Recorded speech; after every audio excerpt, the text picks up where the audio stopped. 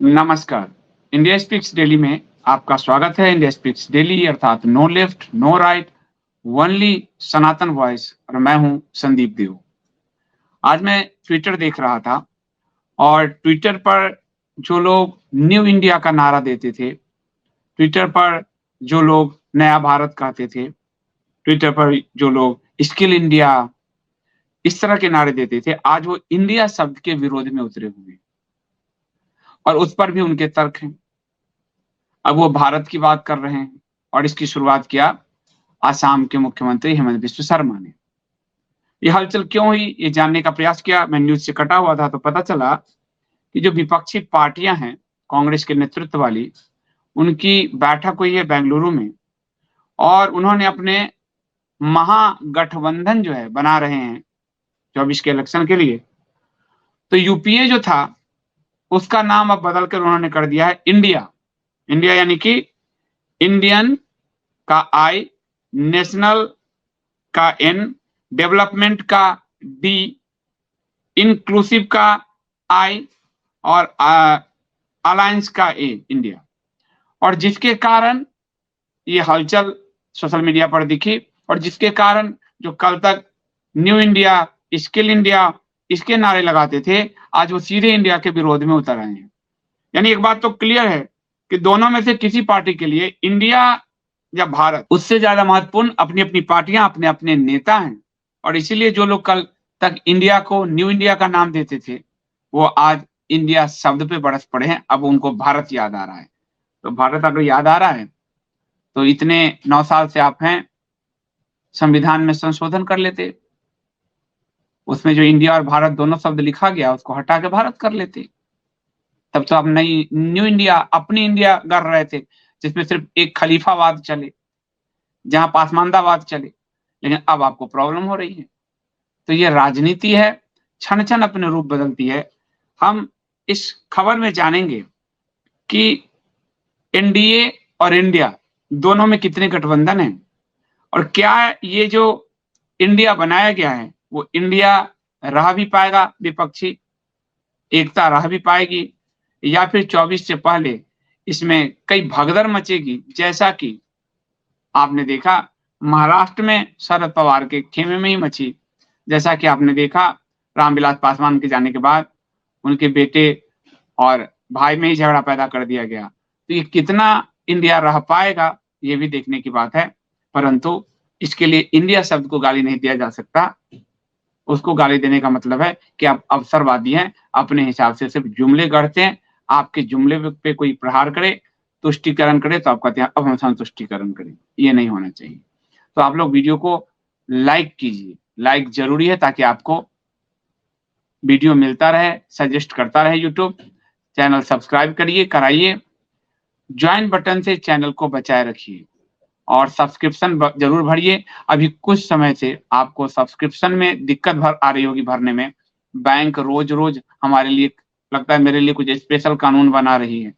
तो आप direct RTGS या निफ्ट से जो है सब्सक्रिप्शन पे कर सकते हैं, अथवा कपोत@कोटक कोटक बैंक पे आप कर सकते हैं।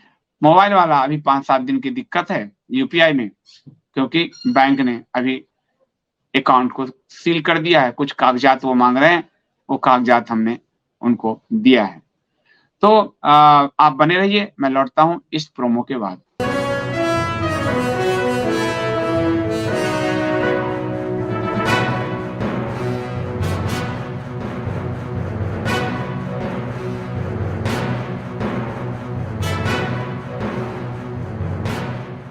तो चलिए हम चलते हैं बेंगलुरु। कांग्रेस ने मंगलवार को बेंगलुरु में, यानी कल बेंगलुरु में विपक्षी पार्टियों की बैठक का आयोजन किया और उन्होंने अपने महागठबंधन का नाम इंडिया दिया, यानी Indian national development inclusive alliance. इसमें उन्होंने हर वो पैकेज रखा है जिस पैकेज से वो अपने वोटर को लुभा सकते हैं। इंडियन उन्होंने रखा है ताकि अपनी भारतीयता की छाप उनकी रहे। नेशनल, ताकि भाजपा जो राष्ट्रवाद की बात करती है वो नेशनलिटी जो है कांग्रेस और विपक्षी दल के पास आ जाए। डेवलपमेंट, भाजपा विकास की बहुत बात करती है, नरेंद्र मोदी विकास की बहुत बात करते हैं, वो डेवलपमेंट के एजेंडे को भी वो उन्होंने ले लिया। और इंक्लूसिव यानी सबका साथ सबका विकास, नरेंद्र मोदी के जो जुमले हैं प्रधानमंत्री जी के, उसको भी उन्होंने, यानी इसमें भी पासमानदावाद है, कांग्रेस वाले में भी मुस्लिमवाद है, इस्लामवाद है, तो इंक्लूसिव और अलायंस मतलब गठबंधन। तो ये उन्होंने नाम दिया है और इसे पहली बार इतने 10 साल अगर देखें तो पहली बार विपक्षी एकता की एक रूपरेखा अभी दिखी है। एकता कितनी होगी मालूम नहीं, पर रूपरेखा दिखी है, क्योंकि इससे पहले जो पटना में बैठक हुई थी उसमें 16 दल आए थे। केजरीवाल नहीं आए थे। केजरीवाल ने इसलिए नहीं आए थे क्योंकि कांग्रेस ने जो अध्यादेश लाकर दिल्ली की सरकार के विरुद्ध अध्यादेश मोदी सरकार लेकर आई, तो कांग्रेस उस अध्यादेश के एक तरह से पक्ष में दिख रही थी, केजरीवाल के विरोध में, तो इसलिए वहां नहीं गए थे। लेकिन यहाँ वो आए। तो जो पटना में जो 16 दल इकट्ठे हुए थे वो बेंगलुरु में 26 हो गए, तो ये बढ़ गया, ये पूरा बढ़ गया। तो अभी विपक्षी एकता की ये सुगबुगाहट बढ़ती हुई दिख रही है। और हालांकि जैसे जैसे चुनाव पास आएगा, सीट के बंटवारे होंगे, उस बंटवारे के दौरान ये एकता कितनी रह पाएगी, ये बड़ा सवाल होगा, क्योंकि सब अपने अपने सीट पे दावा करेंगे और उसकी ये सीट हमारा चाहिए। दूसरा कि एक सीट एक कैंडिडेट के मोर्चे पर ये जा पाते नहीं जा पाते हैं, क्योंकि यदि एक सीट एक मोर्चे पे कैंडिडेट पे जाएंगे बीपी सिंह की तरह, जैसा कि पहले से अलायंस बना रहे हैं, तब तो भाजपा को चुनौती आएगी, बहुत भयानक चुनौती आएगी, क्योंकि भाजपा के पास मोटा 40% वोट पे वो सत्ता बना चुकी है, तो 60% विरोध में है। तो एक सीट एक कैंडिडेट, जैसा कि बीपी सिंह ने चुनाव लड़ा था और मजबूत राजीव गांधी सरकार को, जो उससे पहले के चुनाव में 400 से अधिक सीट लेकर आई थी, उसको परास्त कर पाए वो। किसी भी सीट पर विपक्ष का एक ही कैंडिडेट होगा, तो ऐसे 60% अभी विरोध में वोट है। तो ऐसे अगर ये इस अलायंस को इन्होंने रूप दिया, तब तो भाजपा को मुश्किल नहीं, बहुत ज्यादा चुनौती आएगी, वो हार भी सकती है। लेकिन जहां टकराहट हुई कि कांग्रेस और ममता बनर्जी एक सीट के लिए मेरा चाहिए, यहां अपना भी कैंडिडेट खड़ा कर दिया, तब तो भाजपा के लिए आसान हो जाएगी। और दूसरी बात, चुनाव तक ये 26 दल या इसमें आगे बढ़ते हैं घटते हैं आगे जो भी हो, आज तक कितने थैली शाह के प्रभाव में नहीं आएंगे, ये भी बड़ी बात है, क्योंकि थैली शाह का थैला खुला हुआ है। ऐसे ऐसे अलायंस हैं जो आप एनडीए में देखेंगे, करीब 35 घटक दल हैं, तो थैली शाह का थैली खुला हुआ है, तो उस थैली के प्रभाव में कितने आ जाएंगे, वहां तो वो फैमिली तक तोड़ देते हैं। आपने शरद पवार वाले इशू में देख लिया, उद्धव ठाकरे वाले इशू में देख लिया, आपने चिराग पासवान पशुपतिनाथ पारस के स्थिति में देख लिया, तो वो तो परिवार तक तोड़ देते हैं थैली शाह। तो ये गठबंधन क्या चीज है, तो ये भी हो सकता है। लेकिन अभी ये सकारात्मक इसलिए दिख रहा है विपक्ष के नजरिए से देखें, क्योंकि पहली बार 26 दल एक मंच पे आ गए, वरना इनको साथ लाना भी बड़ी मुश्किल है। तो ये जो 26 दल आए, ये एक विपक्ष के लिए एक सकारात्मक संकेत है कि एक साथ आ सकते हैं। और इन्होंने दो चीजें और कही जो बड़ी नई होने जा रही है राजनीति में। एक तो इन्होंने कहा कि कोऑर्डिनेशन पैनल बनाया जाएगा। जैसे आपने देखा होगा एनडीए गठबंधन जब वाजपेयी जी ने बनाया था, तब एनडीए का एक मुखिया होता था, जॉर्ज फर्नांडिस होते थे, जो सबको साथ लेके चलते थे। मोदी जी के बनने के बाद कोई एनडीए का मुखिया नहीं रहा, भाजपा ही सर्वे सर्वा रही। तो इस तरह से ये कोऑर्डिनेशन पैनल बनाएंगे, उस तरह से जैसा कि आपको जॉर्ज फर्नांडिस थे उस तरह का पैनल बनाएंगे। और उसके बाद जो है, यही नहीं, उन्होंने जो है इसके अलावा एक दिल्ली में एक सेंटर बनाने का भी सोचा है कि दिल्ली में सेंटर बनाया जाएगा, जहां से वहां विपक्ष सब जो गोलबंद हो एक जगह हो। तो विपक्ष एक दिल्ली में सचिवालय जैसा कुछ बनाने का सोच रहे हैं, ताकि एक केंद्र से, यानी कि कांग्रेस का दफ्तर यहाँ है, राजद का वहां है, सपा का वहां है, तो अलग अलग ऑफिस से कोऑर्डिनेशन में जो दिक्कत आएगी, तो उस तरह से सचिवालय जैसा कुछ बनाएंगे जहां कोऑर्डिनेशन पूरी टीम बैठेगी। तो ये अगर ये कर पाते हैं तो ये बहुत बड़ी बात होगी विपक्ष को एक साथ, वो अगर ये ला पाते हैं। सबसे बड़ी बात है कि इसमें सोनिया गांधी बहुत दिनों बाद आई। सोनिया गांधी और ममता बनर्जी करीब कई सालों बाद एक दूसरे से मिले, नहीं केवल मिले ही नहीं, बातचीत भी करते दिखे। यानी सोनिया गांधी अपने युवराज को, अपने बेटे को नेता बनाने के लिए, प्राइम मिनिस्टर बनाने के लिए, अब जिसकी भागीदारी होगी, जिस पार्टी को जितना ज्यादा सीट मिलेगा, तो युवराज बनाने के लिए सोनिया गांधी, वो सबसे समझौते कर रही है, सबके साथ बातचीत भी कर रही है, अपने जो रिश्तों के बीच में जमी हुई बर्फ है उसको भी पिघला रही है। और वो ममता बनर्जी से लगातार उन्होंने बातचीत की और ये बताने का प्रयास किया, दिखाने का प्रयास किया कि हम एक हैं। अभी बेंगलुरु में कांग्रेस की सरकार बनी, सितारामैया ने इस पे लंच दिया उनकी तरफ से, यानी बेंगलुरु एक पैसे का केंद्र भी मिल गया है कांग्रेस को। और ये भी एक बड़ी दुविधा है कि जब भी कर्नाटक में जिसकी सत्ता रहती है, केंद्र में उसकी सत्ता आ जाती है। ये एक संयोग है, इसको प्रयोग आप मत कहिए, संयोग है ये। पिछली बार भी ये हुआ था, इन लोगों ने मिलकर सरकार बनाई थी, लेकिन वो सरकार को टूट के फिर भाजपा ने सरकार बना ली थी, जदयू और कांग्रेस जो है। और देखा जाए तो भाजपा को ज्यादा सीट मिली थी, तो अलायंस करके बनाए थे, तो भाजपा को ज्यादा सीट थी, तो बेंगलोर का, कर्नाटका का मिजाज जो भाजपा के प्रति था वही केंद्र में फिर झलका 2019 में। तो इस बार बेंगलोर और कर्नाटका का मिजाज कांग्रेस की तरफ दिख गया। तो ये एक संयोग है कि जिसकी वहां सरकार होती है उसकी केंद्र में सरकार बनती है। तो इसलिए कर्नाटक को एक पैसे का केंद्र भी मिल गया कांग्रेस के पास जो है। और इसमें एक साथ जो है सब आए भी। कांग्रेस का जो अध्यक्ष है मल्लिकार्जुन खड़गे, उसके भी 2-3 पॉइंट समझिए आप। एक तो साउथ से दिया, तो साउथ में अब भाजपा नहीं है कहीं। कर्नाटका में थी वो साफ है, वहां से केरला साफ है, आंध्रा है नहीं, तेलंगाना है नहीं, तमिलनाडु है नहीं। वो चंद्रबाबू नायडू को पुनः उभारने का प्रयास कर रहे हैं, लेकिन दिक्कत है वो जगनमोहन के साथ हैं। कांग्रेस, भाजपा जगनमोहन के साथ है, कोशिश कर रही है, लेकिन जगनमोहन को छोड़ नहीं सकती भाजपा। तो आंध्रा में एक अलाइज पार्टनर उनके हैं जगनमोहन रेड्डी, लेकिन केसीआर यहां तेलंगाना में इनके विरुद्ध में खड़े हैं। केरल में चांस है नहीं। और तमिलनाडु में प्रधानमंत्री मोदी इसलिए सारा जोर लगा रहे हैं। आपको अधिनियम जब और सेंगोल लेकर आए तो अगले दिन 2-4-5 दिन के अंदर पहुंच गए गृह मंत्री कि हमको 25 सीट दे दीजिए, आपके हमने सेंगोल लगाए हैं। तो वो वहां जयललिता की जो पुरानी पार्टी है AIADMK, उसके साथ गठबंधन करके कुछ सीट निकालना चाहते हैं। तो मल्लिकार्जुन खड़गे को जो दक्षिण दिया गया है, तो कांग्रेस दक्षिण के अपने किला को मजबूत कर रही है और नॉर्थ अपने अलाइज पार्टनर्स के लिए छोड़ रही है। ये बड़ा टैक्टिकल है और चुनावी तरीके से अगर देखा जाए तो बहुत सफल रणनीति हो सकती है। और दूसरा, मल्लिकार्जुन खड़गे के जरिए वो एक दलित वर्ग पे भी दाव लगा रहे हैं। मल्लिकार्जुन खड़गे प्रो इस्लामिस्ट भी हो जाते हैं, तो टोटल कॉम्बिनेशन कॉकटेल पैकेज बन जाता है मल्लिकार्जुन खड़गे में। तो कांग्रेस अपने अलाइज पार्टनर, मान लीजिए सपा है यूपी में, तो कांग्रेस कम सीट लड़ेगी, सपा को कह देगी। बिहार में मान नीतीश और लालू की पार्टी है, तो उसको कहेगी अब खुद नहीं।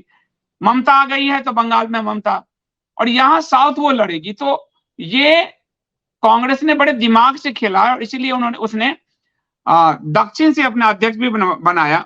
तो मल्लिकार्जुन खड़गे ने ये बात कहा कि हम मुंबई में, यानी 2 सेंटर, दिल्ली और मुंबई 2 सेंटर बनाए जाएंगे, एक पैसा का सेंटर है कि सत्ता का सेंटर। तो मुंबई में वो समन्वय पैनल बनाएंगे ताकि साउथ के पूरे लोगों का समन्वय मुंबई का एक ऑफिस कर सके, और नॉर्थ के लिए वो दिल्ली एक सचिवालय बनाएंगे ताकि नॉर्थ के लोगों का समन्वय उस कार्यालय में हो जाए। तो ये बहुत ही रणनीति के साथ ये इसमें चतुराई दिख रही है, विपक्ष की चतुराई दिख रही है, जहां पे वो बुरी पूरी यानी कि बिखरी सिर्फ समझौता कर दिया, कोई गुवाहाटी बैठा है, कोई कहीं बैठा है। और इसीलिए जो है आपको देखिएगा कि इसमें एनडीए और भाजपा के जो नेता उसमें बेचैनी पैदा कर दी है। इसलिए भाजपा के बड़े नेता जो कांग्रेस के नेता थे, हेमंत बिस्व शर्मा जो आसाम के मुख्यमंत्री हैं, वो सीधे आए, इंडिया बनाम भारत का नारा दे दिया कि हम भारतीय हैं, ये इंडियन है, ये अंग्रेज है। तो सवाल तो ये फिर उठेगा ना कि प्रधानमंत्री नरेंद्र मोदी भी क्या अंग्रेज हैं? क्योंकि प्रधानमंत्री नरेंद्र मोदी का कोई भी योजना वो तो इंडिया से ही शुरू होता है, भारत तो है नहीं उसमें।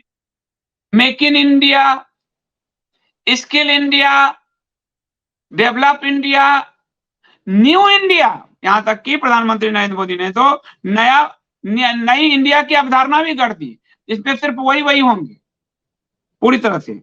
तो सवाल ये है कि क्या हेमंत विश्व शर्मा प्रधानमंत्री मोदी को भी देशद्रोही कहेंगे, जैसा कि आईटी सेल इंडिया वालों को देशद्रोही कहती हुई घूम रही है ट्विटर पे?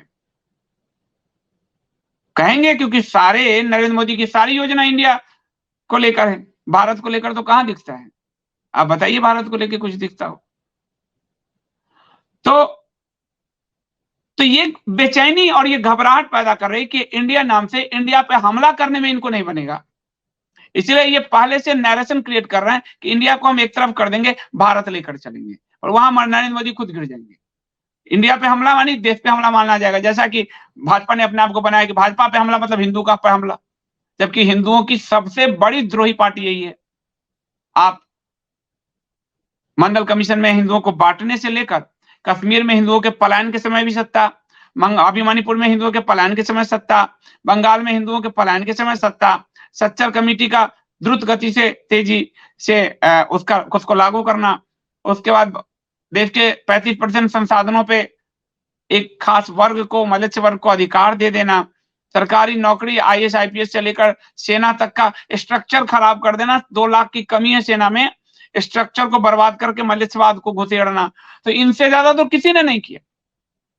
नरेंद्र मोदी से ज्यादा हिंदू का भी, मोदी सरकार से ज्यादा हिंदू द्रोह तो किसी ने नहीं किया, लेकिन ऐसा अपनी ब्रांडिंग की है कि भाजपा पे हमला मतलब हिंदू पे हमला।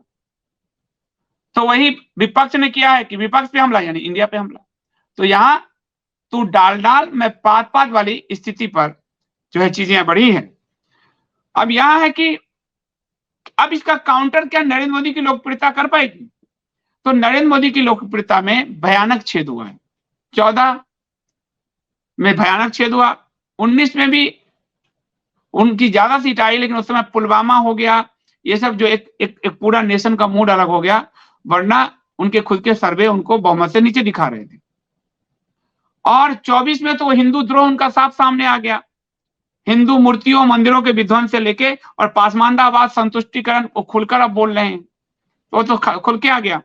तो हिंदू तो उनके से दरक रहा है, जितना भी हिंदू, अगर 5 भी हिंदू अलग हुआ तो उनका 5 वोट कम ही हुआ है। और नॉर्थ इंडिया में वो मैक्सिमम सीट तक ला चुके हैं, उत्तर प्रदेश, बिहार, गुजरात, पश्चिम इंडिया, गुजरात, मध्य प्रदेश, इन सब में वो मैक्सिमम, राजस्थान मैक्सिमम ला चुके हैं, इससे ज्यादा आ नहीं सकता, उतना ही सीट है वहां, 25-26 तो वहां उनको डैमेज की संभावना है नॉर्थ इंडिया में। साउथ इंडिया कांग्रेस कैप्चर कर रही है, इसलिए साउथ इंडिया में घुसने के लिए वो सेंगोल, वो तमिल को, इतिहास को कूड़े में डालकर वो तमिल को संस्कृत से पुरानी लैंग्वेज बता देते हैं, जो वहां के वो नरेशंस है, anti Sanskrit, anti Hindu, anti ब्राह्मण, उस नरेशन को ले आते हैं। सेंगोल में भी आपने देखा कि एंटी हिंदू, एंटी ब्राह्मण अधिनियम के लोगों को ले आए, तो वो भी यहां पूरा प्रयास कर रहे हैं। तो चुनाव दिलचस्प होगा अगर ये चीजें बन रह जाती है। लोकप्रियता वैसी तो अभी नहीं है उनकी, डाउन हुई है। अब उस लोकप्रियता को, जैसे शरद पवार के भतीजे को, चिराग पासवान को, इस तरह परिवार तोड़ के कुनबा अगर जमा करेंगे वो, तो उसको वो बचाए रख सकते हैं, क्योंकि जो एनडीए है उसमें भी करीब 38 पार्टी है, इनके पास तो 26 ही है कांग्रेस के पास, इनके पास 38 पार्टी है, और राष्ट्र को धता बताकर समझौते किए हैं नरेंद्र मोदी वाली भाजपा ने। इसीलिए वो मैतेई हिंदुओं का जो मणिपुर में संहार आप देख रहे हो, वो क्यों देख रहे हो? क्योंकि उनका, अगर आप देखिएगा एनडीए की 38 पार्टी में एक पार्टी है Kuki people's alliance, Kuki Christian, उनके साथ, उस पार्टी के साथ इनका अलायंस है। कुकी उग्रवादियों के साथ इनके अलायंस की खबर आ चुकी है, राम माधव और हेमंत विश्व शर्मा मिल चुके हैं। उसके बाद मिजो नेशनल फ्रंट के साथ इनके अलायंस है, उसके बाद नागा पीपुल्स फ्रंट के साथ, तो इनके तो कई चरमपंथियों के साथ और एंटी हिंदू जो लोग हैं उनके साथ इन्होंने समझौते कर लिए हैं। ऐसे 38 पार्टियां हैं। तो ये चुनाव होगा दिलचस्प। और आखिरी बात की, भाजपा भ्रष्टाचार पे कैंपेन चला रही है। भ्रष्टाचार में अब वो कांग्रेस से ज्यादा खुद डूबी नजर आ रही है, क्योंकि कांग्रेस के 2G वाले कांग्रेस के समय जेल में थे, इनके समय उनको क्लीन चिट मिल गई। नीरा राडिया जेल में थे, कांग्रेस मतलब उस पर 2G का स्पेक्ट्रम का दाग लगा, यहाँ इनकी सीबीआई ने क्लीन चिट दिया। दामाद जी घोटाले उछालते रहे, यहाँ उनकी ही खट्टर सरकार ने क्लीन चिट दिया। तो भ्रष्टाचार पे एमए यूसुफ अली वो कांग्रेस के साथ भी हैं और वो मोदी के साथ भी हैं। तो भ्रष्टाचार पे यदि विपक्ष ने काउंटर किया तब तो मोदी जी घिर जाएंगे, नहीं किया तो भ्रष्टाचार और परिवारवाद यही वो दो करते रहेंगे। और कई बार ये लोग अपना आंख का पानी धोकर तुष्टीकरण भी बोलेंगे, लेकिन परिवारवाद, भ्रष्टाचार, तुष्टीकरण तीनों कांग्रेस के डबल वेग से इस सरकार में आ चुकी है। जैसा कौन सा क्रिकेट खेलते हुए आगे बढ़े आप बताइए। अनुराग ठाकुर क्या है, सिंधिया क्या है, क्या है सब। और आप भी तो संघ परिवार ही आपको चला रहा है, परिवारवाद। भ्रष्टाचार में खुद प्रधानमंत्री एमए यूसुफ अली के साथ इतने बड़े लुलू मॉल का जिसपे घोटाले का आरोप है सीबीआई की, और ईडी जिसको समन कर रही है उसके साथ गलबैया करते दिखते हैं, अरब के साथ गलबैया करते दिखते हैं। तो ये चुनाव होगा दिलचस्प, उसमें हमारी पार्टी की पोजीशन क्लियर है, यानी हमारे यानी एकम सनातन भारत दल की पोजीशन क्लियर है कि हम केवल सनातन, हम 70% के लिए लड़ रहे हैं, हमें 100% की कोई इच्छा नहीं है। हम 70% के हित के लिए लड़ रहे हैं। उसमें आप देखेंगे कि मोदी भाजपा भ्रष्टाचार परिवारवाद उठाती रहेगी। अब वो तुष्टीकरण में कांग्रेस को भी पीछे छोड़ चुकी है, तो हिंदू मुद्दे ही नहीं उठाएगी। कांग्रेस आदि तो हिंदू मुद्दे उठाएंगे ही नहीं, लालू आदि। तो हम हिंदू मुद्दों को एड्रेस करेंगे, उसमें चुनाव हम भी लड़ेंगे और हिंदू मुद्दे को एड्रेस करेंगे। वक्त जब हम उठाएंगे तो कांग्रेस भी घिरेगी और भाजपा भी घिरेगी। सच्चर कमेटी जब हम उठाएंगे तो कांग्रेस भी घिरेगी, भाजपा भी घिरेगी। वर्शिप एक्ट जब हम उठाएंगे तो कांग्रेस भी घिरेगी और भाजपा भी घिरेगी। मंदिरों का विध्वंस जब हम उठाएंगे तो भाजपा घिरेगी। अल्पसंख्यकों के मामले में मुस्लिम तुष्टीकरण जो उठाएंगे तो कांग्रेस भी घिरेगी, भाजपा भी घिरेगी। तो हमारा मुद्दा साफ है, हम हिंदू हितों के लिए राजनीति में है, सत्ता के लिए नहीं आए कि सत्ता इसके साथ उसके साथ गठबंधन करो। हिंदू हितों के लिए आए हैं और हिंदू हितों को हम आगे बढ़ाने का एकम सनातन भारत दल काम करेगा। तो आज के लिए इतना ही। मैं 1-2 दिन बाहर रहूंगा, इसलिए आपको रिकॉर्डेड वीडियो मिलेगा। आप सबसे अनुरोध है कि मेरी व्यवस्था समझें। पार्टी के कारण कई जगह मुझे दौरा करना पड़ रहा है, तो मैं फिर 1-2 दिन में लौटता हूं तो आपके बीच आता हूं। तब तक के लिए धन्यवाद। जय श्री राम।